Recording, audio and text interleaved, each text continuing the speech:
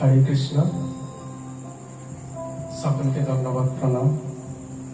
তো আসুন আমরা শ্রী গুরুদেবের কৃপায় শ্রীকৃষ্ণ কথায় আসব। তো পরমেশ্বর ভগবান শ্রীকৃষ্ণ, যার মুখনিসৃত বাণী শ্রীমদ্ ভগবদ গীতা, সেই গীতায় ভগবান শ্রীকৃষ্ণ স্বয়ং ঘোষণা করেছেন, যিনি আমার এই পরম পবিত্র গীতা জ্ঞান ভক্ত সমাজে বা শ্রদ্ধাবান ব্যক্তিদের মধ্যে প্রচার করবেন, তার থেকে প্রিয় ব্যক্তি আমার কাছে আর দ্বিতীয় কেউ নেই। গীতার জ্ঞান প্রচারকারী ব্যক্তিকে ভগবান শ্রীকৃষ্ণ এমনই পদমর্যাদা বা উচ্চ আসনে অধিষ্ঠিত করেছেন। অর্থাৎ ভগবান শ্রীকৃষ্ণ এই কথার মধ্য দিয়ে আমাদেরকে যেন এইটাই উৎসাহ দিতে চাইছেন যে সংসারের প্রিয় আমরা সবাই হতে চাই, কিন্তু সেটা প্রিয় হওয়া গেলেও সেটা অনিত্য। কিন্তু পরমেশ্বর ভগবানের প্রিয় হওয়াটা কতটা তাৎপর্যপূর্ণ সেটা আমাদেরকে উপলব্ধি করতে হবে। তো পরমেশ্বর ভগবান আমাদেরকে তার শ্রীনাম প্রচার করার কথা বলছেন।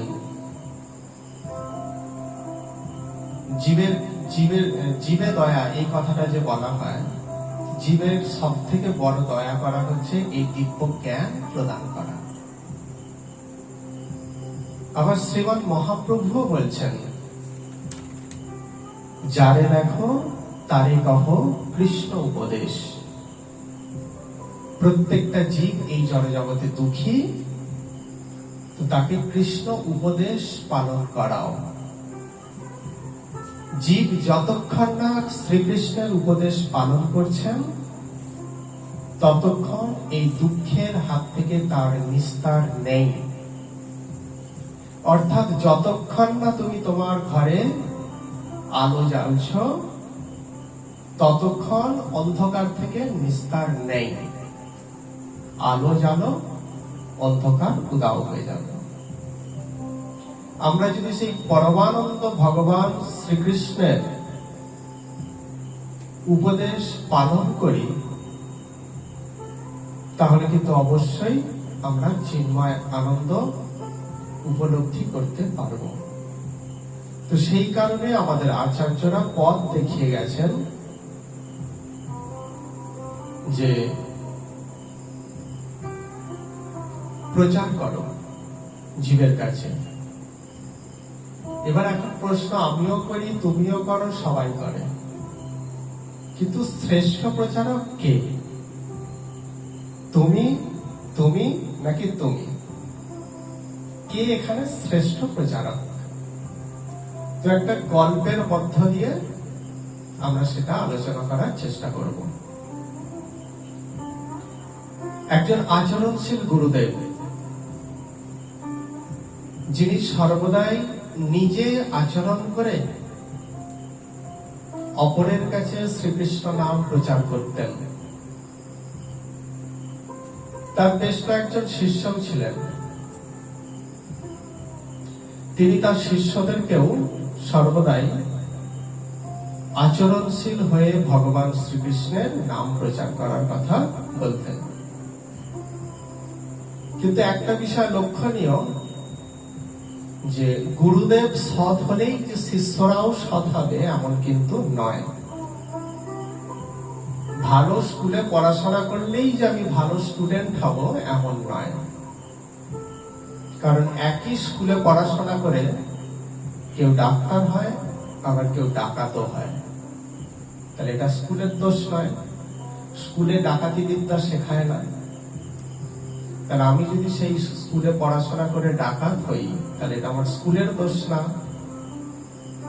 অর্থাৎ আমি বোঝাতে চাইছি যে সৎ গুরুদেবের চরণাশ্রিত হলেই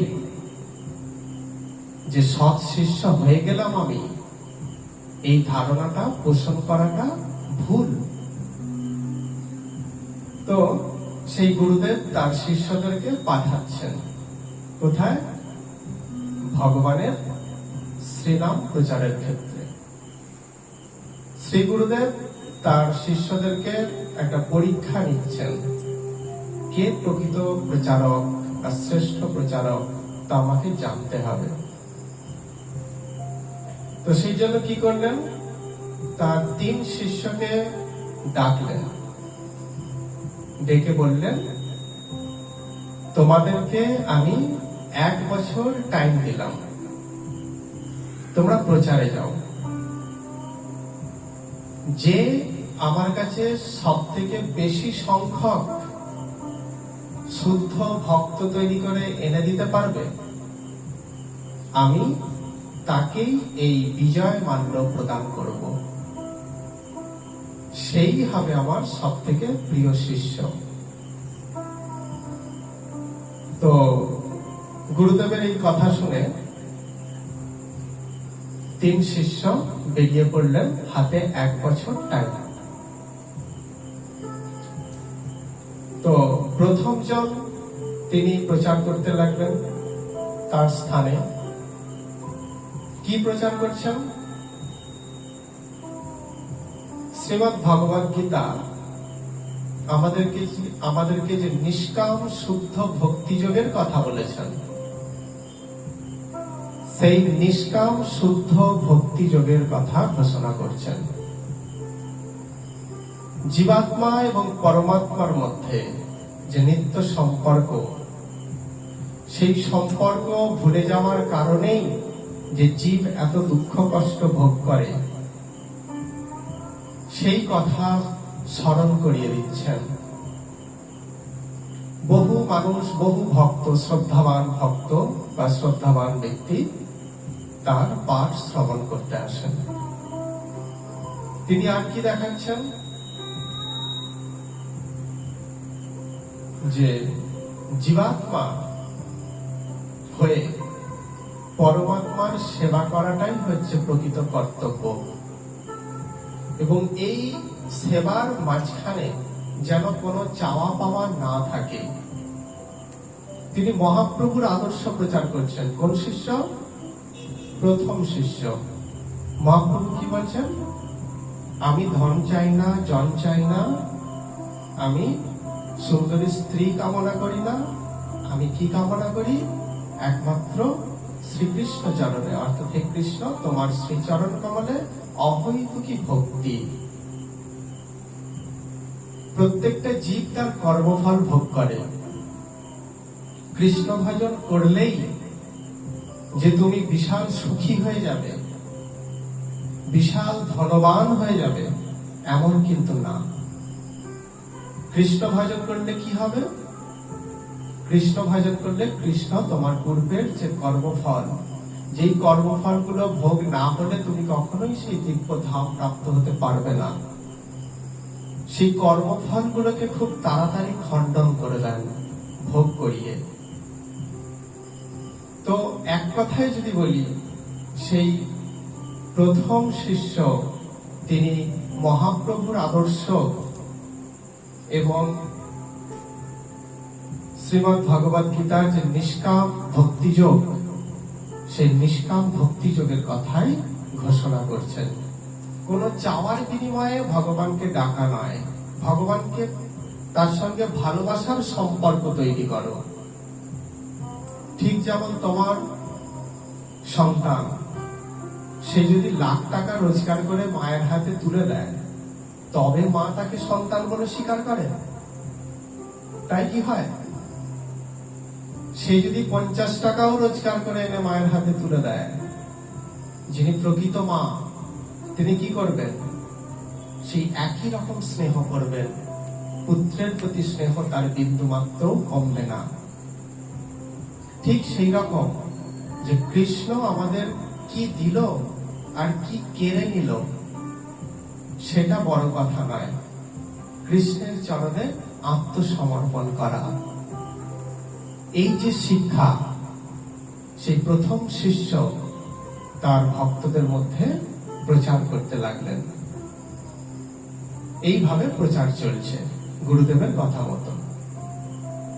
এবার দ্বিতীয় শিষ্য, তিনিও প্রচার করছেন, কিন্তু তার মনে একটা লোভ আছে যে সর্বোচ্চ সংখ্যক ভক্ত তৈরি করে এনে গুরুদেবের কাছে নিয়ে যাবে,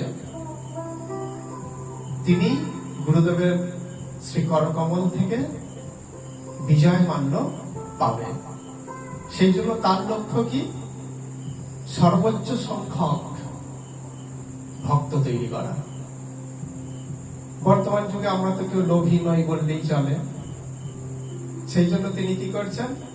প্রচার করছেন লোভ দেখিয়ে। কিসের লোভ? পুণ্যের লোভ। যেই পুণ্যকে শ্রীমদ্ ভগবদ গীতায় হেয় করা হয়েছে, হীন প্রতিপন্ন করা হয়েছে, ভগবান স্বয়ং পুণ্যকে হীন প্রতিপন্ন করছে। কিন্তু তিনি সেই দ্বিতীয় ভক্ত বা দ্বিতীয় শিষ্য কি করছেন? পুণ্যের লোভ দেখানো হচ্ছে। যদি কৃষ্ণ নাম করো কি হবে? তোমার এই হবে, তোমার বাড়ি গাড়ি চাকরি কোনো কিছুর অভাব হবে না। আমি ইতিপূর্বে বহু প্রচার করেছি, আমার বহু শিষ্য। তো যারা আমার সঙ্গে যুক্ত হওয়ার আগে যাদের একটা ব্যবসা ছিল, তাদের আমার সঙ্গে যুক্ত হওয়ার পর তাদের আজ 2-3টে ব্যবসা হয়েছে। যারা বেকার ছেলে ছিল তারা চাকরি পেয়েছে। কে না চায় এগুলো? যারা মাটির বাড়িতে বাস করত তাদের পাথর বসানো বাড়ি হয়েছে। দলে দলে প্রচুর আসছে, প্রচুর ভক্ত, জায়গা দেওয়া যায় না, এইরকম অবস্থা। এইভাবে কি হচ্ছে? পুণ্যের লোভ দেখিয়ে, ঐশ্বর্যের লোভ দেখিয়ে দ্বিতীয় শিষ্য ভক্ত তৈরি করছেন, প্রচুর ভক্ত। তৃতীয় শিষ্য তিনিও প্রচার করছেন, তারও লোভ যে যদি আমি সর্বোচ্চ সংখ্যক শিষ্য তৈরি করে গুরুদেবের কাছে নিয়ে যেতে না পারি, তাহলে আমি বিজয় মাল্যটা পাবো না। তাহলে গোপনে গোপনে খোঁজ নিচ্ছে, প্রথম গুরু ভাই হবে তাদের। তো প্রথম গুরু ভাইয়ের কত শিষ্য হলো, কতজনকে ভক্ত করতে পেরেছে, দ্বিতীয় জন কত পেরেছে, আর আমি কত বড়, কম্পিটিশন চলছে। সেই জন্য তৃতীয় ভক্ত কি করছেন? তৃতীয় ভক্ত গোপনে প্রচার করছে, আমি আমার গুরুদেবের শ্রেষ্ঠ শিষ্য। বাকি যে দুজন প্রচার করছে ওরা ততটা শাস্ত্র জ্ঞান নেই, ওদের আচরণ নেই, ইত্যাদি ইত্যাদি। ওরা যোগ্য নয়, অযোগ্য, জোর করে প্রচার করতে এসেছে আমি শ্রেষ্ঠ। দেখেছো আমার কত রূপ, দেখেছো আমার কত বুদ্ধি, আমি শ্রেষ্ঠ। অর্থাৎ সে কি করছে? বাকি দুই শিষ্যের বদনাম করে নিজেকে বড় করতে চাইছে। কিন্তু মহাপ্রভু কি বলছেন? পরে আসছে সেই কথা। তো উনি সর্বদাই সেই দুই শিষ্যের বিরুদ্ধে নানা রকম কান ভাঙানি দিয়ে তাদের কাছ থেকেও শিষ্যকে টেনে এনে নিজের দলভারী করছে। এইভাবেই প্রচার চলছে। 1 বছর কমপ্লিট। এবার 3 শিষ্য তারা যে প্রচার করে যে ভক্ত তৈরি করেছে তাদেরকে নিয়ে গুরুদেবের কাছে ফিরছেন। প্রথম শিষ্য যিনি পরমেশ্বর ভগবান শ্রীকৃষ্ণের নিষ্কাম ভক্তিযোগ ঘোষণা করেছিলেন, প্রচার করেছিলেন, মহাপ্রভুর প্রকৃত আদর্শ, জীবে সম্মান দিবে জানি কৃষ্ণ অধিষ্ঠান, এই শিক্ষায় শিক্ষিত হয়ে করে যিনি ভক্ত তৈরি করে আনলেন গুরুদেবের কাছে। কতজন? 1 বছরে 10 জন। তিনি প্রসন্ন মনে আসলেন, কিন্তু একবার ঘুরে তাকাননি যে আমার বাকি 2 গুরু ভাই কতজন শিষ্যকে আনছেন। তারপর দ্বিতীয় শিষ্য, যিনি পুণ্যের লোভ দেখিয়ে ইত্যাদি ইত্যাদি জড়জাগতিক বিষয়ে লোভ দেখিয়ে ভক্ত তৈরি করেছিলেন, তিনি কত আনলেন? 1 বছরে 10,000। আর যিনি ওই 2 শিষ্যের অর্থাৎ গুরু ভ্রাতার বদনাম করে মিথ্যা অপবাদ দিয়ে নিজেকে বড় করে শিষ্য তৈরি করলেন, তিনি কত আনছেন? 50,000 1 বছরে। যখন আসলেন গুরুদেব বুঝতে পারছেন যে 1 বছর হয়ে গেছে, এবার অবশ্যই আমার শিষ্যরা আজকে তিনি ফিরে আসবেন, কারণ আজকেই কমপ্লিট 1 বছর পূর্ণ হয়েছে।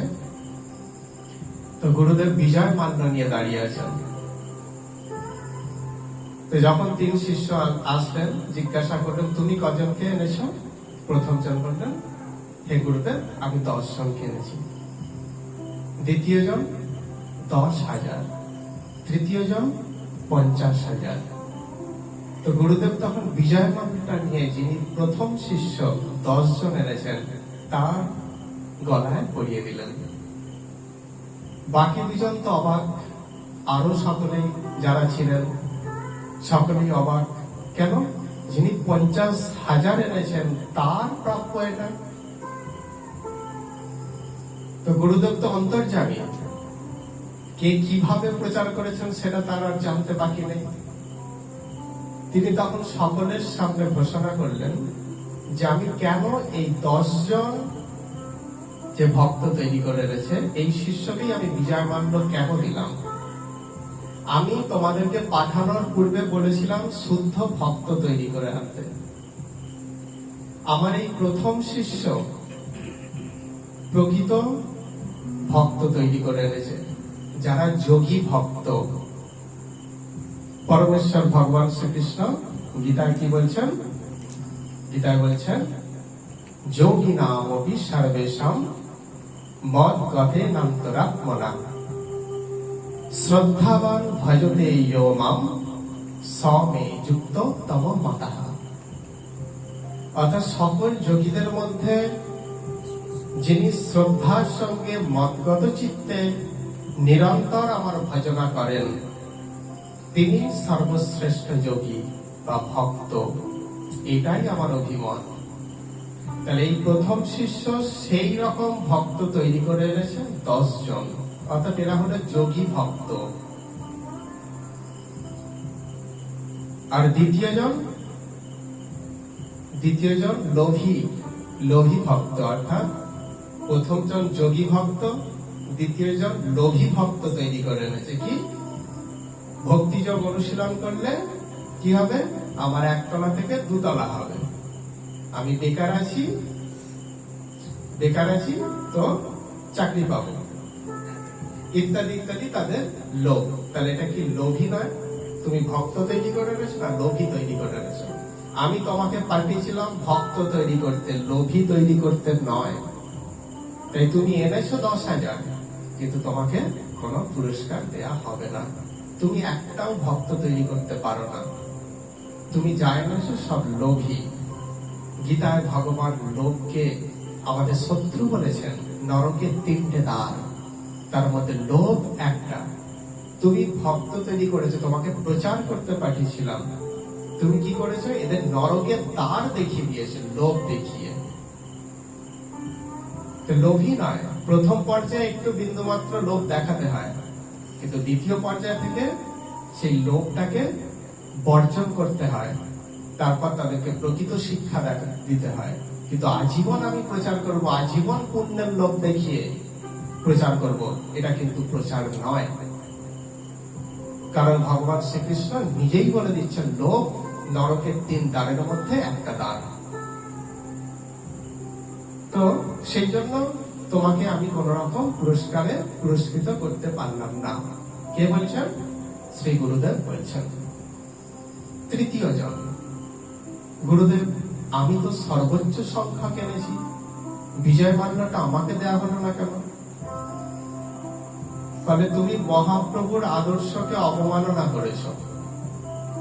তোমাকে শুদ্ধ ভক্ত তৈরি করতে পাঠিয়েছিলাম, তুমি সেটা অপরাধী করে এনেছো তাদেরকে। বলে কেন?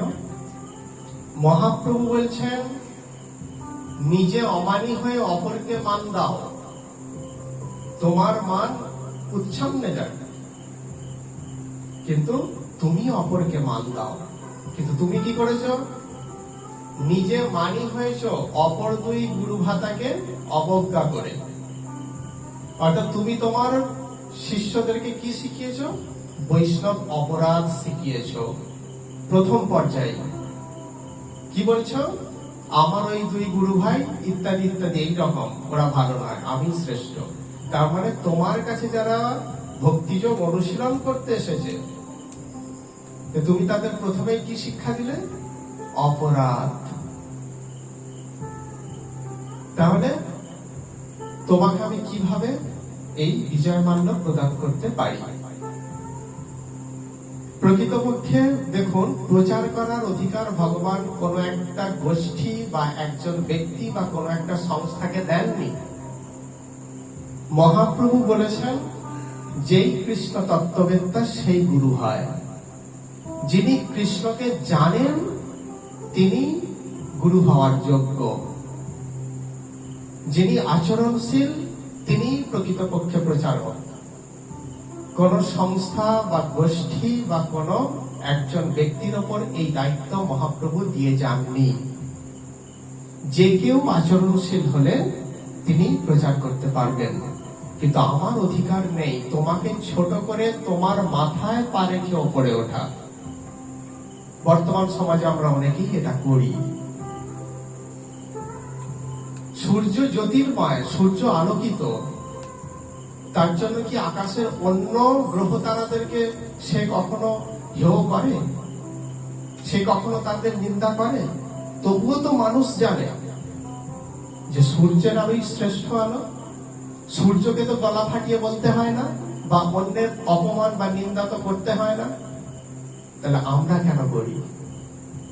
আমরা কেন করি ওপরে ওঠার জন্য আর পাঁচজনকে ছোট করি? এগুলো কোনো বৈষ্ণবতা নয়। আজকের এই ভিডিওটা করার উদ্দেশ্য এইটাই যে আমাদের সনাতন ধর্মের সামনে এক বিরাট বড় ভয়ঙ্কর এক পরিস্থিতি আসতে চলেছে। তো আমরা যদি সমগ্র ভক্ত সমাজ একত্রিত না হই, তাহলে কলির যে দৃঢ় প্রভাব 5000 বছর পরে পড়ার কথা, সেটা 5000 বছর যাবে না, 5000 বছর আগেই সেই প্রভাব পড়ে যাবে। তাহলে আমরা, ভগবান যেহেতু সকলকেই এই প্রচারের সুযোগ দিয়েছেন, তাই কেউ কাউকে ছোট করে অবজ্ঞা করে আমরা কেউ প্রচার করব না। আমরা একই সঙ্গে কাঁধে কাঁধ মিলিয়ে আমরা সেই প্রচার করার চেষ্টা করব। আমরা বৈষ্ণব অপরাধের কথা বলি। বৈষ্ণব অপরাধ, বৈষ্ণব বলতে যিনি আমার গুরুর শিষ্য তিনি কেবল বৈষ্ণব। অন্য গুরুর যিনি শিষ্য তিনি কি বৈষ্ণব নন? তাহলে আমার অধিকার আছে তার নিন্দা করার। আমরা প্রত্যেকদিন পাঠে শেখাই দশবিধ নাম অপরাধ। গুরু বৈষ্ণবের অবজ্ঞা করা বা নিন্দা করা, এটা দশবিধ নাম অপরাধের একটা। তাহলে আমরা কি শেখাচ্ছি? কি শেখাচ্ছি? আমি সবার থেকে সেরা হব, আমি সবার থেকে শ্রেষ্ঠ আসন দখল করব, তার জন্য বাকিদের নিন্দা, বাকিদের অবমাননা। এটা কি মহাপ্রভুর দর্শনে কোথাও মহাপ্রভু বলেছেন? মহাপ্রভু সর্বদাই নিজেকে অমানি করে অপরকে মান প্রদানের কথা ঘোষণা করেছেন। যদি আমরা সেটা করতে না পারি, তাহলে জানতে হবে এই কণ্ঠী আর তিলক করে আমি সবার প্রথমে মহাপ্রভুকেই অবমাননা করছি। মহাপ্রভুর নিন্দা শেখাননি। মহাপ্রভু একে অপরের প্রশংসা করতে শিখিয়েছেন। আমরা যদি নিজেদেরকে গৌর ভক্ত বলে অভিমান করতে পারি বা অভিমান করি বা এই অভিমান থেকে থাকে, তাহলে আমাদের এ বিষয়েও সচেষ্ট থাকা প্রয়োজন যে আমরা অন্য কারো নিন্দা করব না, সকলেই সকলের মতো প্রচার করুক। এই ভিডিওর উদ্দেশ্য এইটাই। হয়তো আমি বৃহৎ বা বড় কেউ নই, সকলের পদতলেই আমার স্থান, কিন্তু অনেক সময় ক্ষুদ্রের কথাও শুনতে হয়। যদি এই কথা না শোনা হয় তাহলে কি হবে? যদুবংশ ধ্বংস হয়েছিল, অন্য কোন রাজ্য এসে কিন্তু যদুবংশকে ধ্বংস করেনি। একে অপরেই মারপিট করে বংশ ধ্বংস হয়েছিল। তো আমাদের সনাতন ধর্ম যদি ধ্বংস হয়, তাহলে অন্য কোন জাতি অর্থাৎ মুসলিম, খ্রিস্টান, ইহুদি ইত্যাদি জাতিরা করবে না। করব কারা? আমাদের মতো কয়েকজন কণ্ঠী আর তিলকধারী ব্যক্তি, যারা একে অপরের দোষ নিন্দা করতে করতে করতে যদুবংশের মতো ধ্বংস হয়ে যাবে, আর যত অধর্ম সেগুলো সব মাথা চারা দিয়ে উঠবে। তাই আমি সকলের কাছে অনুরোধ করব এই বিষয়টাকে একটুখানি হৃদয়ঙ্গম করা। ভগবান যাকে বড় করবেন তিনি বড় হবেন। কারণ নিন্দা করে বড় হতে যাওয়া এটা কিন্তু বৈষ্ণবের ধর্ম নয়। সেটা মনে রাখতে হবে, খেয়াল রাখতে হবে, সচেতন থাকতে হবে। সনাতন ধর্মের স্বার্থে গৌরাঙ্গ মহাপ্রভু, যিনি পরমেশ্বর ভগবান রাধা কৃষ্ণের মিলিত তনু, তিনি তার পরম ধাম পরিত্যাগ করে এই ধরাধামে এসেছিলেন আমাদেরকে এই শিক্ষা প্রদান করতে। তিনি বহু কষ্ট স্বীকার করে এই জগতে কৃষ্ণ নাম স্থাপন করে গেছেন। সেই কৃষ্ণ নামকে যেন আমরা কণ্ঠী আর তিলক ধারণ করে যেন তাকে নষ্ট করে না ফেলি, সেই দিকে আমাদের সজাগ থাকা প্রয়োজন। আমরা সকলেই এক হয়ে যেই মঠ মন্দির যেখান থেকে ইচ্ছা দীক্ষিত, যার যেখান থেকে ভালো লেগেছে, মহাপ্রভু 4টে সম্প্রদায়কে স্বীকৃতি দিয়ে গেছেন। সেই 4 সম্প্রদায় একত্রিত হয়ে জগতে সেই ভগবানের নাম প্রচার করুক, এটাই আমার কাম্য বা সকলের কাছে আমার বিনীত নিবেদন। তো আজকের আলোচনা এখানেই আমরা বিশ্রাম দেব। হরে কৃষ্ণ, সকলকে দণ্ডবত প্রণাম। তো হ্যাঁ, আর একটা কথা বলি যে এই ভিডিওতে কোন সংস্থা বা গোষ্ঠী বা কোন ব্যক্তিকে অবমাননা করা আমার উদ্দেশ্য নয়। এটা হচ্ছে সচেতনমূলক। একজন ক্ষুদ্র, জগতের সব থেকে ক্ষুদ্র, যিনি একটা নরকের কীটের থেকেও অধম, সেই হয়গ্রীব দাস সকলের সামনে এই কথাটা পৌঁছে দিতে চাইছেন। এই কারণেই সনাতন ধর্মের স্বার্থে, প্রকৃত ধর্ম স্থাপনের স্বার্থে। তো সকলেই এ বিষয়ে সজাগ থাকুন এবং যত্নশীল হন নিন্দা থেকে বিরত থাকার জন্য। সকলকে ধন্যবাদ প্রণাম। বাঞ্ছাকল্পতরুভ্যশ্চ কৃপা সিন্ধুভ্যেব চ পতিতানাং পাবনেভ্যো বৈষ্ণবেভ্যো নমো নমঃ।